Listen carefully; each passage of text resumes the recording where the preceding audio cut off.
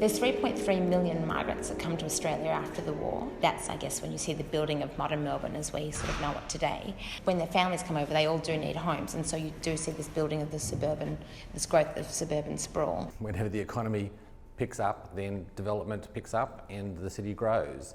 And the city has tended to grow pretty much the same way, outwards throughout its history, aided and abetted by transport. The thing that made the biggest difference to the way the city expanded was the advent of the railway, which is of course pretty early in the career of the city, but the city has developed, the railway was the scaffold for the city. So that takes in the middle suburbs with the Victorian Edwardian and interwar housing, and then the next ring out is the 1950s suburbs, and then 60s and 70s, etc. beyond that. It's Melbourne in the late 60s. There was a general feeling we don't want to become Los Angeles, and the state government is trying to make us, into that kind of a freeway-oriented city. There wasn't such a thing really as heritage protection until the late 70s and then into the 1980s.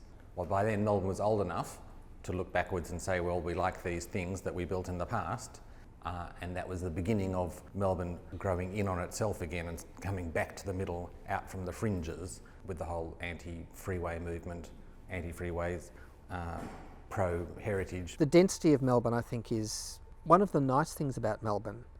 I also feel that it's allowed to be, or it's enabled to be low density because of public transport infrastructure and technology. If it moved to a higher density, it wouldn't be the Melbourne that we know. So where is it? What is it?